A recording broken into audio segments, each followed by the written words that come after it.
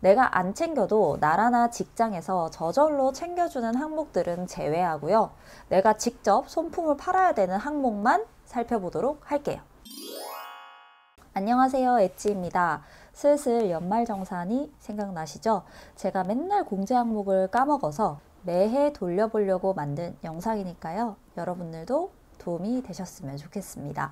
영상 순서는요. 첫 번째, 연말정산의 기본 프로세스를 아주 간단히 이해를 하고, 두 번째, 내 세금을 줄여주는 공제 가능한 항목이 무엇인지를 살펴보고요. 제가 이 영상을 만들기 전에 수많은 영상과 글을 봤을 거잖아요. 그 영상들 중에 탑 3까지 추천을 해드릴게요. 제 영상과 추천 영상 3개까지 보시면 더 이상 연말정산에 대한 공부를 하지 않아도 될 정도가 되실 거예요. 그럼 바로 시작할게요. 연말정산의 기본 프로세스를 보겠습니다. 여러분, 회사 월급에서 매달 소득세 떼가는 거 알고 계신가요? 보통 5% 이상을 매달 떼어가는데요. 월급이 300만 원이라면 15만 원 이상은 미리 소득세를 가져가고 통장에는 285만 원만 들어오는 거예요. 그렇게 매달 떼어간 세금을 1년치 합쳐보니까 너는 실제 내야 되는 세금보다 많이 냈더라 하면 나라에서 돌려주고, 너는 실제 내야 되는 금액이 더 많았어 하면 더 걷어가는 것이 연말정산입니다. 연말정산에서 최대한 세금을 많이 돌려받거나 덜 토하려면 두 가지를 챙기셔야 하는데요. 첫 번째가 소득공제, 두 번째가 세액공제입니다. 소득공제는 말 그대로 내가 번 돈을 줄여주는 거예요. 나의 총 급여가 5천만 원이라고 하면 여러 가지 소득공제를 통해 3천만 원으로 만들어 버리는 겁니다. 우리나라는 많이 벌수록 많이 내는 누진세를 택하고 있으니까 최대한 소득을 적게 만드는 것이 유리하겠죠. 다음 세액공제는 내가 내야 할 세금을 직접 깎아주는 겁니다. 만약 소득공제 후에 내야 될 세금이 200만 원이 나왔다 라고 했을 때요. 20만 원 세액공제를 받으면 실제 우리가 내야 할 금액은 180만 원이 되는 거죠. 그러면 이 180만 원을 그동안 내 월급에서 따박따박 떼어간 그 1년치 소득세와 비교를 해보는 겁니다. 매달 15만 원씩 12달을 냈다면 285만 원이죠. 그러면 무려 180만 원과 105만 원이 차이가 납니다.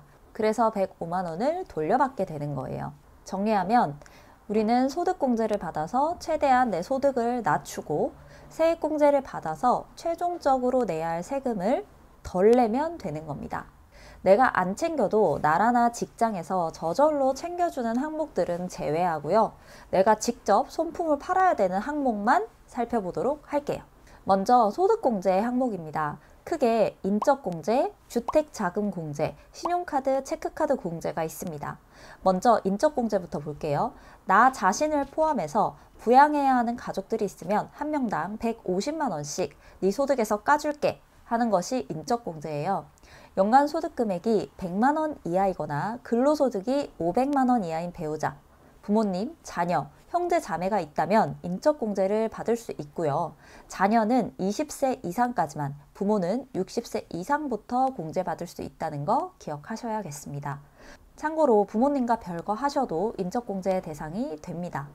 여기에 추가 공제까지 받을 수 있는데요. 장애인이 계시면 200만 원을 더해주고 부양가족이 70세 이상이면 100만 원을 추가로 공제를 받을 수가 있어요. 여기서 육아휴직 하시는 여성분들 꿀팁입니다. 저는 육아휴직 할 때 근로소득 금액이 3천만 원 이하여서 이 부녀자 공제를 받았는데요. 추가로 50만 원을 더 공제해 주거든요. 배우자가 있어도 자녀가 있다면 부녀자 공제를 받을 수 있으니까 꼭 챙기시길 바랍니다.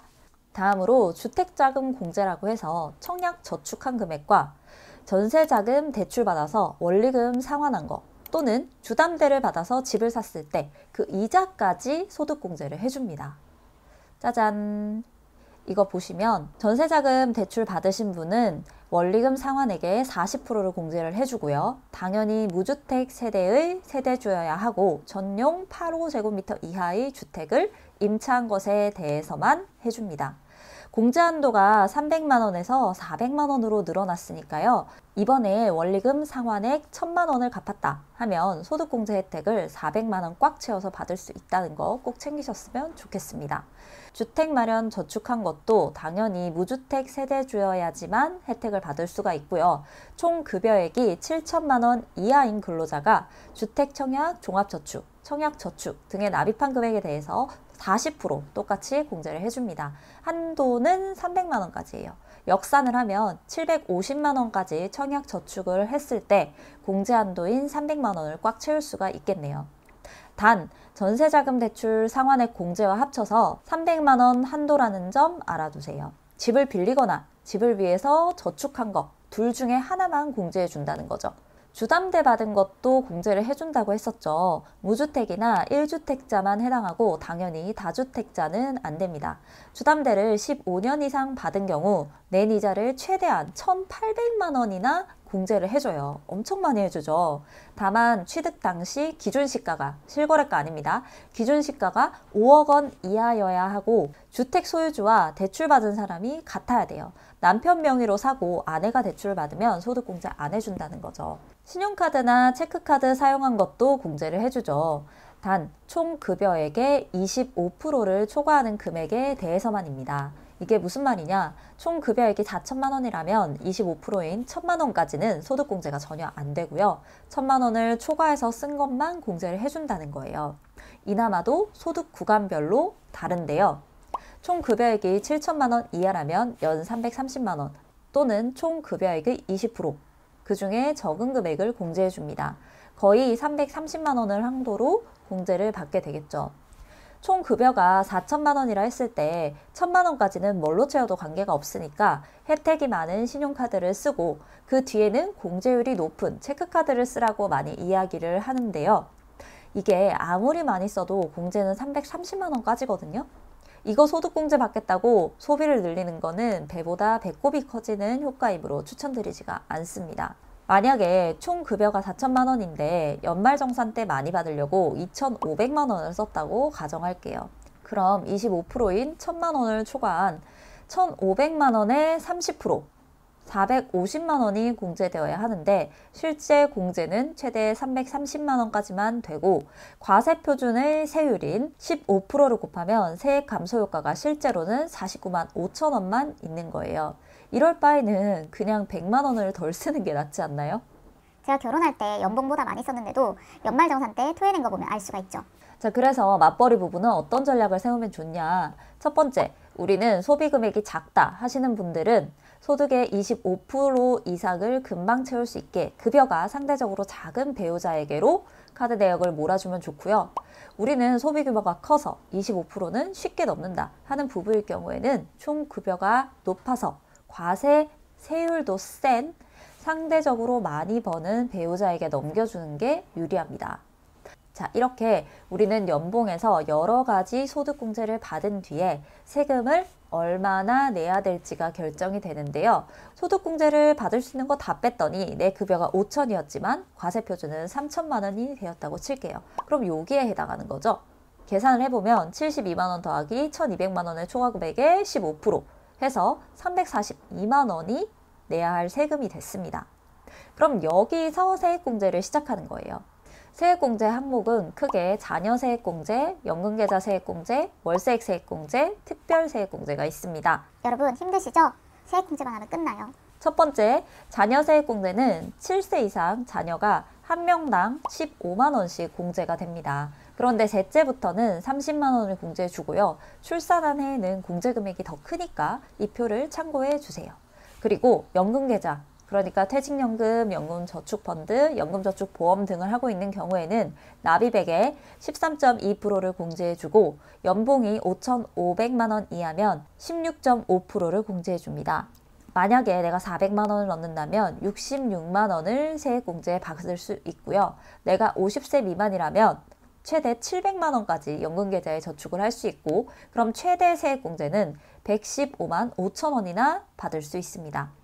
50세 이상이면 최대 900만 원까지 저축이 가능하니까 최대 148만 5천 원까지 돌려받을 수가 있는 거예요. 솔깃하신가요? 그런데 여러분, 노후도 대비하고 세액공제도 받을 수 있고 일석이조네 라고 생각하시기 전에 목돈이 굉장히 오래 묶인다는 점도 꼭 고려하셔서 절대 깨지 않을 금액만 여유자금으로 드시기를 개인적으로는 추천드립니다. 월세 낸 것도요, 75만 원 한도로 세액공제를 해주는데요. 당연히 무주택자여야만 하고 총급여 7천만 원 이하인 사람에 한해서 국민주택 규모 또는 기준시가 3억 원 이하의 주택에 살았을 경우에만 공제를 해줍니다. 한마디로 넓거나 비싼 곳에 월세 산 거는 공제 안 해준다는 거죠. 이 밖에도 보장성 보험 든 것도 연 12만 원 한도로 세액공제를 받을 수 있고 의료비를 총 급여액의 3%를 초과해서 썼다면 그 금액에 대해서 15% 공제를 해줍니다. 예를 들어 총 급여가 5천만 원이면 3%인 150만 원을 초과해서 쓴 금액에 대해서 그걸 다 해주냐 그것도 아니고 15%만 해줘요. 실비나 자기 보험으로 보장받은 금액을 중복해서 보장해주진 않으니까 거의 받을 일이 없겠죠.